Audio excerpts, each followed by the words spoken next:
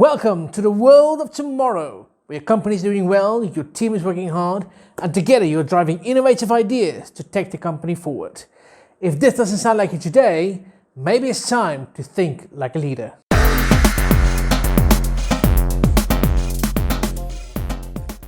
Whether you're working in a business, team, organization, the fundamental building block is people.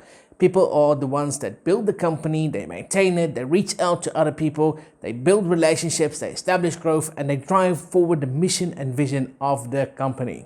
For people to be able to drive the mission and vision and values and to build this company into something that is successful, they need to be able to establish a relationship with each other and the business. What they need is an environment that is supportive and encouraging. What they need, in short, is a culture.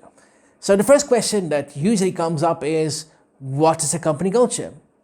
Look at the company culture as the personality of your business, the way they act, feel, think, behave, react. All these little combinations is what makes up your company culture. Now, there are different ways to look at this, but I'm just going to use 4 examples. Maybe more of the methodical type of company where the people are facts and logic based. They need structure, they need organization. They need to know that A, then B, then C, then D. They don't like jumping around, and this works for them. This works for their culture, this works for the company, and this is what builds the company forward. Maybe you're more of the intuitive type, where you like to explore new ideas, different ways of thinking, different ideologies, different methods, different methodologies.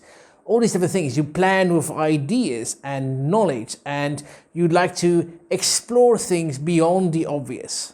Perhaps it's more of the embracer sort that you strive for in your company as a culture. You like to connect with other people. You like to add value to other people, other organizations, other businesses.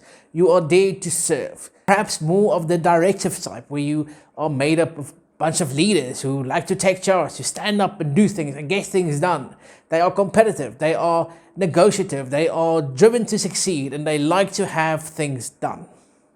These different types are what could be considered personalities or cultures of your organization or your business. Now look, just because that is your company culture, it doesn't mean that every single person in your company will be a more methodical type or the more intuitive type or whatever. It will be a combination of all of these, and you need all of these type of personalities to drive your company forward.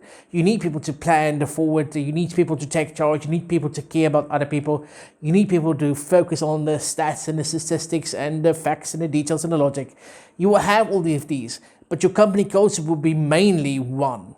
So the next question that comes up usually is, how do I build a company culture? Well, the good news is you might already have one. You, your HR manager, or whoever does the hiring might have taken into account that the people that's going to work in your company need to work well and fit well together. They need to be able to work independently as well as a team, and to be able to drive forward a company values and mission. Of course, a company culture does not mean that everybody needs to act the same, think the same, look the same, dress the same, have the exact same goals or aspirations. It's like a zoo with only one animal because you thought all the other animals just don't quite fit the profile that you want. That's not how it works. A company culture means that you need to be able to work well together as well as work well independently, and be able to communicate and drive forward the success of the company. So the first step to building or improving a company culture is to talk to the people that's already working there, the people that's already on the floor, the people that's already engaged in the company's daily operations. Ask them what they like about the company. Ask them what they don't like about the company. This is not a time for judgments. This is a time for getting feedback, getting more information, and working with this information. Knowledge is power, and with better power, with better knowledge, you get to make better decisions. Figuring out what works means you can replicate it. Figuring out what doesn't work means you can investigate it. Build better. Step 2 is to optimize the interview process. When we are trying to figure out who's going to be the best fit for our company, it means that we need to ask better questions.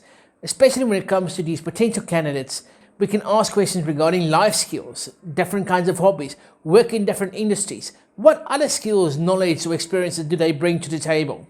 It's not just about certificates, diplomas, and degrees. There's a lot more that goes into your company culture that's going to drive you for success than paperwork. Step number 3 is to look at attitude, not just skill. Yes, skill is a factor. It will always be a factor. You need to be able to demonstrate an understanding of the environment that you're trying to apply for, but hiring someone with more skill might not always be the best. It might be that these people are way too stuck in their ways. They don't want to fit into your company culture. They rather have things done their way, and they aren't ambassadors for your company. As soon as the better deal comes along, or as soon as trouble starts arising, they're going to be out of there. But hiring someone with more attitude, the willingness to learn, to take criticism, to be able to drive forward a company mission and vision, and to work well within the company culture might be a better, if slower, indicator for success. Step number 4 is to practice CINI, continuous, incremental, never-ending improvement. This means you're trying to take these warriors for the working day into champions for tomorrow. You're trying to make these people into the Swiss Army knife of the workforce.